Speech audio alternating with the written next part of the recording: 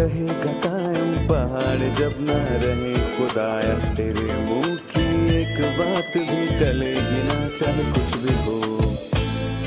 عزیز ناظرین، میں Ayad Zarif آپ تمام دیکھنے والوں کو ہمارے روز کے بائبلی مطالعاتی پروگرام کی نئی قسط میں خوش آمدید کہتا ہوں۔ ابھی ہم زبور کی کتاب کا مطالعہ کر رہے ہیں اور آج ہم اپنے مطالعے میں زبور 104، 105 اور 106 کا مطالعہ کریں گے، لہٰذا اپنی بائبل مقدس کھولیے اور اپنے گھرانوں سمیت اس مطالعے میں شامل ہوں تاکہ وہ بھی خدا کا زندہ کلام بائبل مقدس کے اس مطالعے سے مستفید ہوں۔ زبور کی کتاب سب کے لیے حوصلہ افزا ہے، بہت سے لوگ اس کو پڑھ کر تسلی پاتے ہیں۔ یہ ایک تعلیماتی کتاب ہے، اس میں مسیح کی شخصیت کے متعلق بہت تعلیم ہے۔ اس میں جلال اور مسیح کی سلطنت کا ذکر ہوا۔ آج کے پروگرام کے باقاعدہ آغاز سے پہلے میں اسٹوڈیو میں موجود خدا کے خادم بھائی یوسف کو خوش آمدید کہوں گا۔ شکریہ بھائی۔ اور اسٹوڈیو میں آئے دیگر مہمانوں کو بھی خوش آمدید۔ بھائی یوسف، سب سے پہلے زبور 104 کا عنوان بتائیے، یہ کس بارے میں ہے؟ ہم نے پچھلی قسط میں زبور 103 کا مطالعہ کیا، زبور 104 اور زبور 103، اور میں کہوں گا اس میں کم سے کم دو چیزیں ایک جیسی ہیں، اور یہ دونوں زبور ایک جیسی آیات سے شروع اور ختم ہوتے ہیں۔ اے میری جان تو خداوند کو مبارک ہے۔ زبور 103 کی پہلی اور آخری آیت بھی یہی ہے، اے میری جان تو خداوند کو مبارک ہے، اور ساتھ ہی زبور 104 کا شروع اور پھر آخر بھی اسی آیت سے ہوتا ہے، اے میری جان تو خداوند کو مبارک ہے۔ یہ پہلی چیز ہے، اور دوسری چیز زبور 103 میں ہمارے خداوند چھڑانے والے کی بات ہوئی ہے، جبکہ زبور 104 میں خداوند کے خالق ہونے کا ذکر ہے۔ خداوند نے تخلیق اور کفارے کا کام دونوں طریقوں سے کیے۔ ہم آسمان پر جا کر اپنے خالق خدا کی تمجید کریں گے، اور اس کا ذکر مکاشفہ کے 4 باب میں ہے۔ ہم اپنے چھڑانے والے کی تعریف بیان کریں گے، یہ بات مکاشفہ کے 5 باب میں ہے۔ اور پھر زبور 103، 104 میں ہمارے خالق خدا اور ہمارے چھڑانے والے کا ذکر ہے۔ ایسا کیوں؟ خالق۔ کیونکہ ہم اپنے خالق کی عظمت سے تب تک محظوظ نہیں ہو سکتے جب تک ہم اسے جان نہ لیں۔ ہم اسے چھڑانے والے کے طور پر جانتے ہیں، اور اس نے ہماری آنکھیں کھولیں کہ ہم دیکھیں کہ خدا دراصل کتنا عظیم ہے۔ اور یہاں 24ویں آیت میں لکھا ہے، آئے خداوند تیری صنعتیں کیسی بے شمار ہیں، تو نے یہ سب کچھ حکمت سے بنایا۔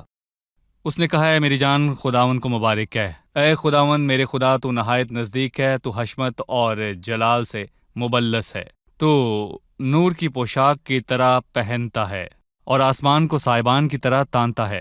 تو اپنے بالا خانوں کے شہتیر پانی پر نکالتا ہے، تو بادلوں کو اپنا رتھ بناتا ہے۔ تو ہوا کے بازوؤں پر سیر کرتا ہے، تو اپنے فرشتوں کو ہواؤں اور اپنے خادموں کو آگ کے شعلے بناتا ہے۔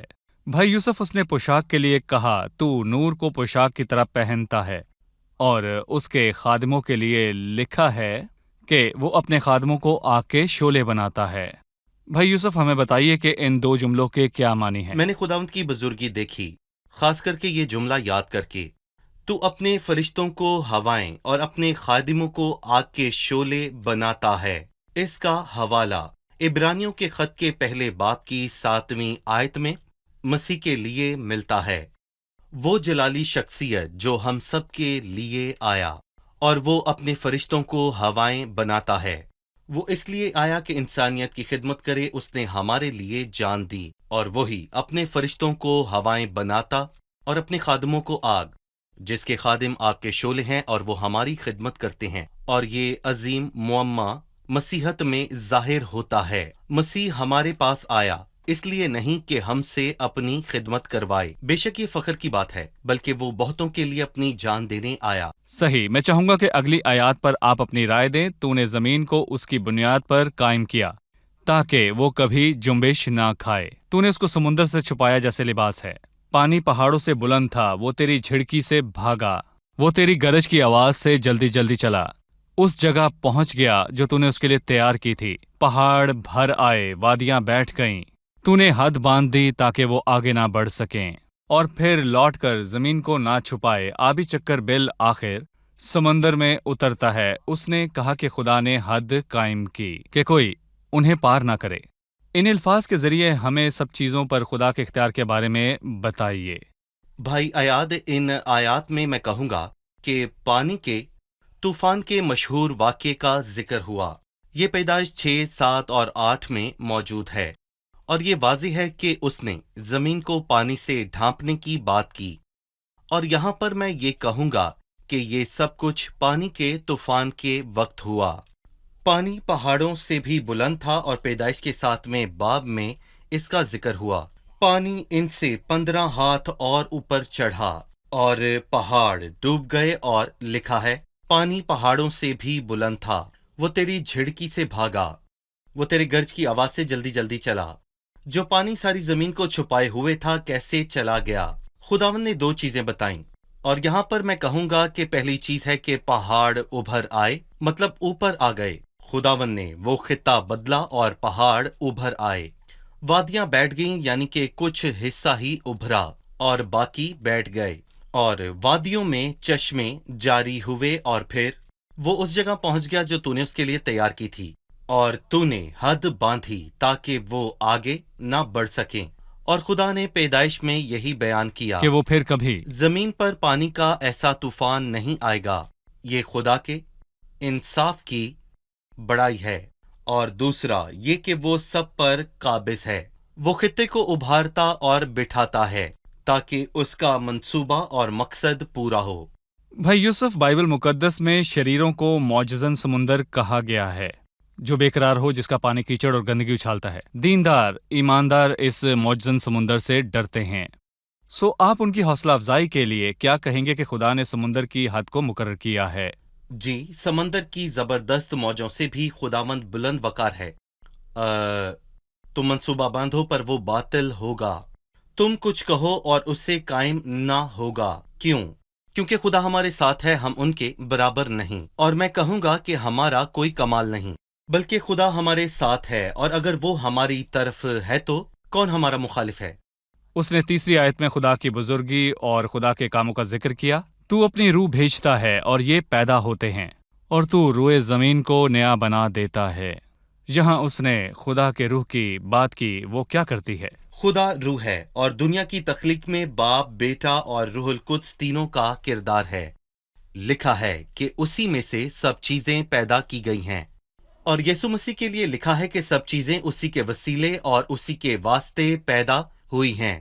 روح القدس بھی، اور تو اپنی روح بھیجتا ہے اور یہ پیدا ہوتے ہیں، اور تو روئے زمین کو نیا بنا دیتا ہے، اور تخلیق میں باپ، بیٹا اور روح القدس یہ تینوں تخلیق۔ شامل ہیں۔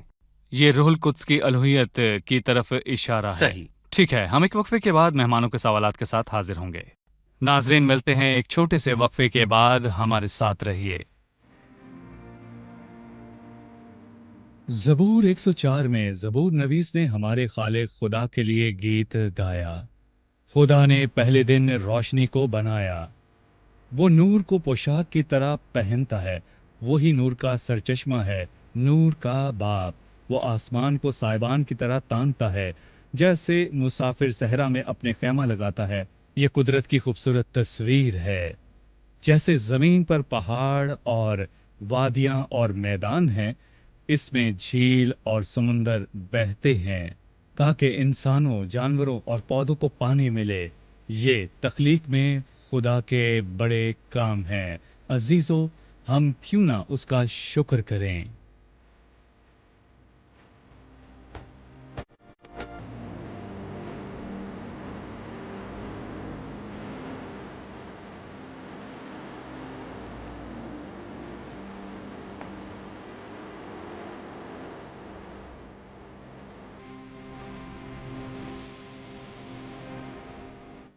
خوش آمدید۔ آئیے چلتے ہیں اپنے مہمانوں کی جانب اور جانتے ہیں ان کا سوال۔ زبور 105 کی 5ویں آیت ہے، ان عجیب کاموں کو جو اس نے کیے، اس کے عجائب اور منہ کے احکام کو یاد رکھو۔ اس کے بندے ابراہم کی نسل، اس نے خصوصاً ابراہم کی نسل کیوں کہا؟ جی بھائی یوسف، اس نے سب کے لیے نہیں کہا، بلکہ اے ابراہم کی نسل، اس نے خصوصاً ان کا ذکر کیوں کیا؟ ہمیں معلوم ہونا چاہیے کہ اس زبور کا عنوان ہے ابراہم سے کیا ہوا عہد۔ ابراہم سے کیا عہد؟ ابراہم سے کیا عہد۔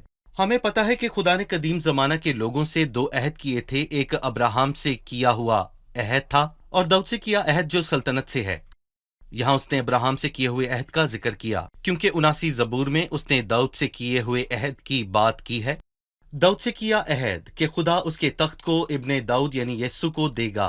पर यहाँ पर अब्राहम के अहद की बात हुई। खुदा ने अब्राहम को मुल्क देने का वादा किया है और खुदावंद अपने वादों का सच्चा है और वो उनको पूरा करता है। और उसने इन सब के सफर के मुतल्लिक बात की जब तक वो उस मुल्क में ना पहुंचे जिसका खुदा ने वादा किया, क्योंकि जब भी खुदा कोई अहद या फिर कोई वादा करता है तो उसे वफादारी से निभाता है। यहाँ खुदा की वफादारी और अब्राहम के वादे का जिक्र हुआ। इसके बाद उसने पिछले ज़बूर में सारी तख्लीक की बात की। उसने अब्राहम से किए अहद से शुरू किया, जो वादा उसने अब्राहम की नस्ल से किया। चलिए अब मेहमानों की तरफ चलते हैं और एक और सवाल उनसे लेते हैं। मेरा सवाल 104 ज़बूर की 26वीं आयत से है। जहाज इसी में चलते हैं, इसमें लोयातान है जिसे तूने इसमें खेलने को पैदा किया। लोयातान क्या है? जी भाई, लोयातान क्या है? आए हम ज़बूर 104 पर गौर करते हैं। ये ज़बूर तख्लीक के बारे में है और पैदाइश के पहले बाब में कायनात की तख्लीक का जिक्र मिलता है। इसमें पहले, दूसरे और फिर सभी दिनों का वाज़े बयान है। दूसरी आयत में लिखा है, तो नूर को पोशाक की तरह पहनता है।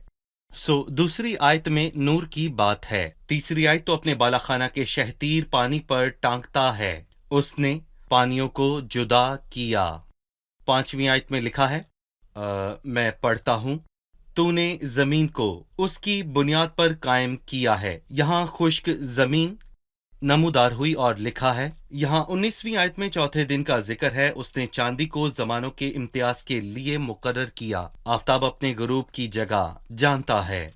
और फिर 5वें दिन का जिक्र हमें 25वें और 26वें बाब में मिलता है और जिसमें बेशुमार रिंगने वाले जानदार हैं, यानी कि छोटे और बड़े जानवर। ये 6 दिन वजूद में आए। आपका सवाल था लोयातान क्या है, और मैं कहूँगा हमने लोयातान का जिक्र, मुझे याद है कि हमने अय्यूब के 41वें बाब को पढ़ें तो हम देखेंगे 41वें बाब में भी हमने देखा कि ये शैतान की तस्वीर को पेश करता है। लोयातान मगरमच्छ होता है, मगर इसकी वजाहत मगरमच्छ पर पूरी नहीं उतरती और इसीलिए कुछ लोग ये कहते हैं कि ये तमसीली तौर पर शैतान का नाम है और वो इंसानों के बड़े समंदर, यानी कि वो हमारी इस दुनिया में मौजूद है और हम उसे इब्लीस कहते हैं। लेकिन एक दिन खुदा का इस समंदर पर और इसमें मौजूद लोतान और सब पर इख्तियार होगा। यसाया 27 में लिखा है, खुदावंद अपनी सख्त और बड़ी और मजबूत तलवार से दरियाई अजदहा को कत्ल करेगा, अजदहा को मारेगा, और वो शैतान है। खुदावंद उसे निकालकर अपने पांव तले रोंदेगा। भाई यूसुफ, ज़बूर 104 की 15वीं आयत पढ़कर लोग कहते हैं कि ये उनका इंसाफ है और मैं के बारे में लिखा है कि और मैं जो इंसान के दिल को खुश करती है और रोगन जो इसके चेहरे को चमकाता है। मैं आपसे पूछना चाहूँगा, क्या खुदा ने इंसान को मैं पीने की इजाज़त दी और क्या उसका चेहरा चमकता रहेगा? आप इसके बारे में क्या कहेंगे? किसी ने खूबसूरत तरीके से बयान किया है और इसको समझना अच्छा है। मैं पीना कोई गुनाह नहीं, लेकिन ये खतरनाक है। यकीनन ये गुनाह नहीं, क्योंकि इसका अक्सर इस्तेमाल अद्वियात में होता है और दवाई लेना गुनाह नहीं है। मैं कहूँगा कि मैं पीना गुनाह नहीं बल्कि खतरनाक है। और जब दीनदारों या मुकद्दसीन ने मैं पी तो उन्होंने नामुनासिब काम किए। बाइबल में लिखा है, बादशाहों को ऐ लमूएल, बादशाहों को मैं पीना जेब नहीं, काहिन को मैं पीना जेब नहीं। और खुदा ने उनको तंबीह की, क्योंकि मैं पीकर इंसान नामुनासिब हरकतें करता है जो कि मुनासिब नहीं, इसलिए मैं पीना खतरनाक है। और इसीलिए मैं कहूँगा कि बहुत ज्यादा ध्यान रखने की जरूरत है। और ये गुनाह नहीं, ना इसको छूने वाला मलाउन है, ऐसा नहीं खतरनाक है। जी हाँ। और शराब में मतवाले ना बनो, क्योंकि बिल्कुल। इससे बदचलनी वाक़ होती है, बल्कि सही। रूह से मामूर होते जाओ। मैं वापस ज़बूर 105 की बात करता हूँ। खुदा ने अब्राहम से अहद बांधा। अब्राहम वो पहला शख्स था जिससे खुदा ने अहद किया। इस अहद का ताल्लुक जो खुदा ने उससे किया ज़मीन से है। इसमें क्या कुछ है? खुदा ने अब्राहम से वादा किया कि वो उसे मुल्क देगा, और मैं कहना चाहूँगा कि खुदा का ये अहद गैर मशरूत था और इसकी कोई शर्त नहीं थी, यानी कि कदीम अहद जो उसने अपने लोगों से कोहे सीना पर किया था, उसकी शराइत थी कि अगर वो खुदा के हुक्मों को माने तो वो उन्हें सब कुछ देगा। پر ابراہم سے کیے وعدے کی شرط نہیں تھی۔ جی۔ خدا نے ابراہم سے ایک طرفہ عہد کیا۔ خداوند ان ٹکڑوں کے بیچ میں سے ہو کر گزرا، ابراہم نہیں، کیونکہ وہ سو رہا تھا، اور اسے یہ ظاہر ہوتا ہے کہ خدا نے خود اس عہد کو پورا کرنے کا ارادہ کیا جو وہ مستقبل میں کرے گا۔ بھائی یوسف، اس نے ہمارے بزرگوں کی بات کی، ابراہم، اسحاق اور یعقوب۔ اس نے یوسف کی بات کی۔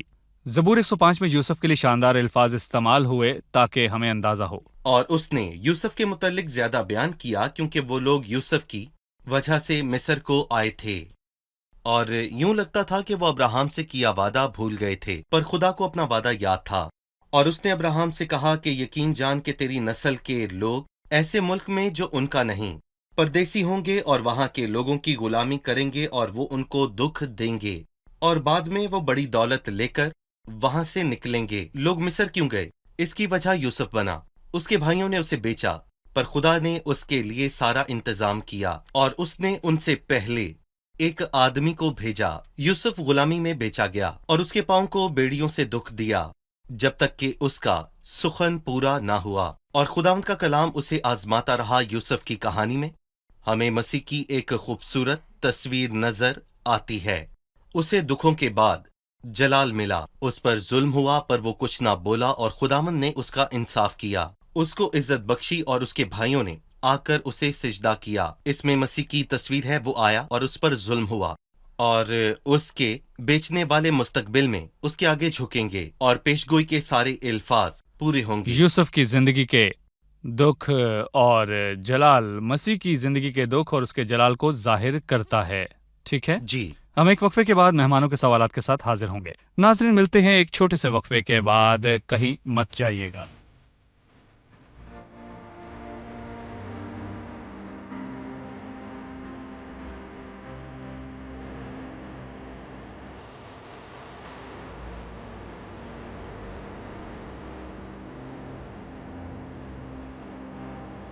خوش آمدید۔ آئیے چلتے ہیں مہمانوں کی جانب اور جانتے ہیں ان کا سوال۔ جی، لکھا ہے اور کہا کہ میرے ممسوحوں کا ہاتھ نہ لگاؤ اور میرے نبیوں کو کوئی نقصان نہ پہنچاؤ۔ ممسوحوں اور نبیوں سے کیا مراد ہے؟ ممسوحوں اور نبیوں سے کیا مراد ہے بھائی یوسف؟ دیکھیں، میں کہوں گا کہ زبور 105 ابراہم سے کیے ہوئے عہد کے متعلق ہے کہ لوگ مصر کے ملک میں گئے، اور اس سے پہلے وہ اجنبی تھے، اور وہ تھوڑے سے لوگ ادھر ادھر جاتے تھے، اور پھر تعداد میں تھوڑے ہونے کی وجہ سے دشمن کے لیے آسان نشانہ بنے، پر داؤد ان کی طرف تھا، اس نے ان پر ظلم نہ ہونے دیا، ان کی خاطر اس نے بادشاہ کو دھمکایا، اور ہم ابراہم، اسحاق اور یعقوب کے واقعے سے واقف ہیں، بلکہ ان کی خاطر اس نے بادشاہ کو دھمکایا اور کہا کہ میرے ممسوخوں کو ہاتھ نہ لگاؤ اور میرے نبیوں کو نقصان نہ پہنچاؤ۔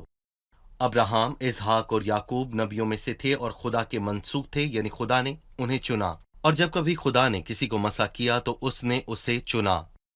میرا بندہ داؤد مجھے مل گیا، اپنے مقدس تیل سے میں نے اسے مسح کیا۔ داؤد کو مسح کیا کیونکہ خدا نے داؤد کو چنا تھا، لیکن ابراہم، اسحاق اور یعقوب کو مسح نہیں کیا گیا، اور نہ ہی روح القدس نے انہیں مسح کیا، پر خدا نے انہیں چنا تھا۔ وہ بھی نبی تھے، خدا نے ان کو جی، چنا، بالکل، وہ ممسوح اور نبی تھے۔ بالکل۔ بھائی یوسف، ہم نے سیکھا کہ 105 زبور میں ابراہم سے کیے عہد اور اس کی بزرگی کا ذکر ہوا۔ آئیں زبور 106 کی طرف بڑھتے ہیں۔ آپ ہمیں بتائیے کہ زبور 106 کا موضوع کیا ہوگا؟ دیکھیں، ہم زبور 105 اور 106، بلکہ زبور 105، 106 اور 107 کا تعلق جوڑ سکتے ہیں، اور 105 مطلب خدا کون ہے اور اس کے مقاصد کیا ہیں۔ 106 لوگوں نے خدا سے بے وفائی کی، اور ہم نے ابراہم سے کیے عہد میں خدا کی وفاداری کو دیکھا۔ زبور 106 کو پڑھ کر ہمیں لوگوں کی بے وفائی کا اندازہ ہوتا ہے۔ مثلاً 19ویں آیت میں لکھا ہے کہ انہوں نے ہورب میں ایک بچڑا بنایا اور ڈھالی ہوئی مورت کو سجدہ کیا، اور جب موسیٰ پہاڑ پر گیا تو لوگوں نے سونے کا بچڑا بنایا۔ انہوں نے خدا سے بے وفائی کی، پر خدا وفادار ہے، اس نے اپنا وعدہ پورا کیا اور انہیں مصر سے نکالا۔ لیکن انہوں نے خدا کو کیا دیا؟ انہوں نے ایک مورت بنائی اور سجدہ کیا۔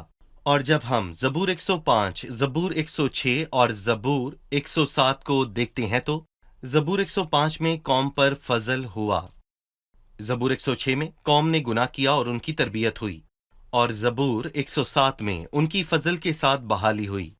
ان کو فضل کے ساتھ چنا گیا اور فضل ہی سے وعدوں کو پورا کیا گیا تھا، اور اس کے بیچ لوگوں نے گناہ کیا اور ان کی تربیت ہوئی۔ زبور 105 میں خدا نے اپنے فضل سے ان کو چنا، جی اور زبور 107 میں اپنے فضل سے ان کو بحال کیا، بالکل، اور زبور 106 میں لوگوں کی کمزوری اور بے وفائی کا ذکر ہے۔ جی بالکل، انہوں نے خدا کو آزمایا، اس کی تصدیق کی اور سونے کے بچڑے کی پوجا جی کی۔ بالکل۔ زبور 105 وہ اس ملک میں بسے، اور زبور 106 میں وہ اس ملک میں تتر بتر ہوئے، زبور 107 میں وہ اس ملک میں بحال ہوئے، اور ہمارے بزرگوں کی تاریخ زبور 105 میں درج ہے، اور پھر قاضیوں اور اسیروں کی تاریخ زبور 106 میں ہے، اور زبور 107 میں بابل کی اسیری سے بحالی کا ذکر ہے۔ بھائی یوسف، زبور نمبر 106 فضل سے خدا کے مقاصد اور ان کی بحالی کے بیچ ہے، اور اس میں لوگوں کی کیفیت کا بیان ہے، وہ کسی خدا چیز کے کے وعدوں لائق کی نہیں تھے۔ طرف۔ ٹھیک ہے صحیح۔ بھائی یوسف، اس حال میں وہ اپنے منجی خدا کو بھول گئے جس نے مصر میں بڑے کام کیے اور حاکم کی سرزمین میں عجائب کیے۔ 23ویں آیت ہے، اس نے فرمایا میں ان کو ہلاک کروں گا۔ اگر میرا برگزیدہ موسیٰ میرے حضور بیچ میں نہ آتا کہ میرے قہر کو ٹال دے، تا نہ ہو کہ میں ان کو ہلاک کروں۔ اس واقعے میں موسیٰ کے کردار کے متعلق بتائیے۔ موسیٰ عظیم ہے، اور خدا نے اس کو کہا سو اب تو مجھے ان کو ہلاک کرنے دے، میں تجھ سے ایک قوم جو ان سے زوراور اور بڑی ہو بناؤں گا۔ پر اس نے پرواہ نہ کی، بلکہ پہلے خدا کی اور پھر لوگوں کی فکر کی، اور یہ خوش نصیب لوگ تھے کہ موسیٰ نے ان کی فکر کی، لیکن ہم زیادہ خوش نصیب ہیں کیونکہ مسیح ہماری فکر کرتا ہے۔ اور یسایہ 53 میں لکھا ہے، تو بھی اس نے بہتوں کے گناہ اٹھائے اور خطا کاروں کی شفایت کی، اور مسیح باپ کے سامنے ہماری شفایت کرتا ہے۔ اس لیے ہم ہلاک نہیں ہوتے، لیکن ہم ان لوگوں سے بہتر نہیں جنہوں نے دھوکہ دیا، انکار کیا۔ ہم بنی اسرائیل سے بہتر نہیں، اور باپ کے پاس ہمارا ایک مددگار موجود ہے، یعنی ہمارا یسوع مسیح۔ وہی ہمارے گناہوں کا کفارہ ہے، نہ صرف ہمارے ہی گناہوں کا بلکہ تمام دنیا کے گناہوں کا بھی۔ بھائی یوسف، زبور 106 کے آخر میں 47ویں آیت میں ایک دعا ہے، اے خداوند ہمارے خدا، ہم کو بچا لے اور ہم کو قوموں میں سے اکٹھا کر لے، تاکہ ہم تیرے قدوس نام کا شکر کریں اور للکارتے ہوئے تیری ستائش کریں۔ خداوند اسرائیل کا خدا ازل سے ابد تک مبارک ہو، اور ساری قوم کہے آمین، خداوند کی حمد کرو۔ یہ نجات کے لیے دعا ہے۔ آپ نے کہا زبور 105 میں خدا نے اپنے فضل میں وعدہ کیا، زبور 107 میں خداوند نے ان کو بحال کیا، زبور 106 میں دھوکے اور کجروی کا ذکر ہے۔ وہ کجروی اور بری حالت سے نکلے اور ان کی بحالی ہوئی۔ بھائی یوسف، یہ نجات کی دعا ہے۔ ہمیں بتائیں کہ توبہ کرنے اور روح کی بحالی اور خدا کی برکات کا کیا تعلق ہے؟ دیکھیں، ہم نے غور کیا کہ تمام برکات سے پہلے توبہ اور دعا کی بات کی گئی ہے، اور ہم نے نہمیہ، عزرا اور دانیل کی کتاب سے یہ دیکھا ہے کہ دانیل نے لوگوں کے لیے دعا کی، ہم نے گناہ کیا، ہم برگشتہ ہوئے، ہم نے شرارت کی، خداوند کے پاس لوٹ آئیں، اس کے بغیر برکت نہیں۔ اور میں کہوں گا کہ اس کے لیے گناہ سے توبہ کرنے کی ضرورت ہے۔ سو خداوند آپ پر مشکلات کو اور دکھوں کو آنے دیتا ہے تاکہ آپ کو آپ کی خطاؤں اور بدکاریوں کا احساس ہو۔ ہمیں چاہیے کہ ہم توبہ کریں اور دعا کریں، تو خداوند برکت دینے اور رحم کرنے کو تیار ہے۔ ہم نے تمام زبوروں سے یہ سیکھا ہے کہ ہمارا بلاوا فضل کی بنیاد پر ہے، اور جب ہم بھٹک جاتے ہیں تو وہ ہماری تربیت کرتا ہے، اور ہمارا خدا ہمیں معاف کرنے کو تیار ہے، بشرط کہ ہم اپنے گناہوں کا اقرار کریں، توبہ کریں اور اس کے پاس لوٹیں۔ بھائی یوسف، اس زبور کے ساتھ ہم نے زبور کی 5 میں سے 4 کتب کا مطالعہ مکمل کر لیا۔ صحیح۔ خداوند آپ کو برکت دے۔ اب وقت ہے کہ ہم جانے کہ مہمانوں نے آج کیا سیکھا۔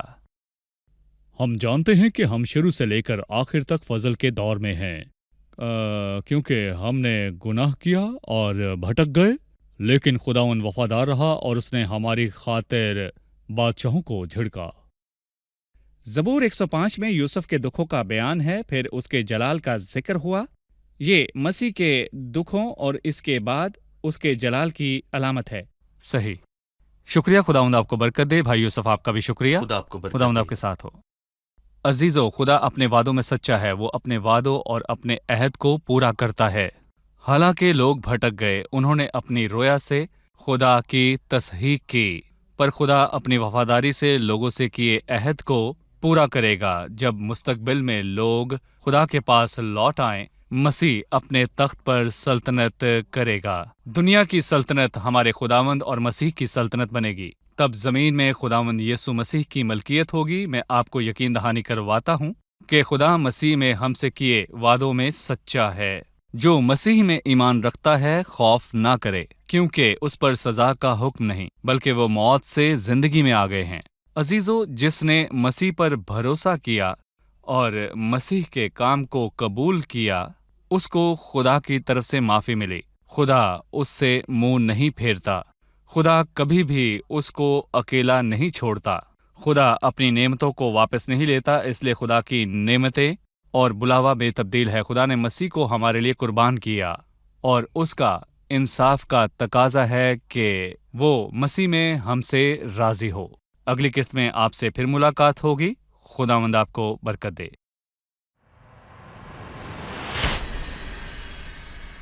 لولا النعمة ما كنت أشوفك ولا كان ليا مكان في سماك. أنا مديون لك ربي بعمري يلي فادتني بسفك دماك.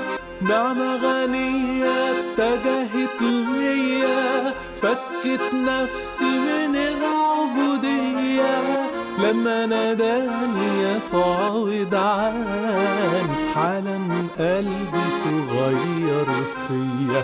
لولا النعمة ما كنت أشوفك ولا كان ليا مكان في سماك.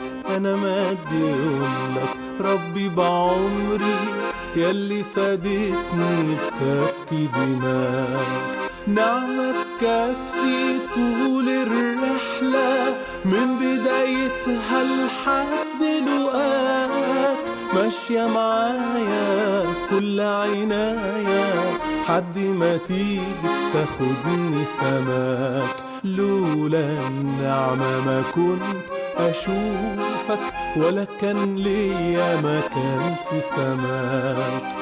أنا مديون لك ربي بعمري يلي فادتني بسفك دماك. لولا النعمة ما كنت أشوفك ولا كان ليا مكان في سماك. أنا مديون لك ربي بعمري يلي فادتني بسفك دماك.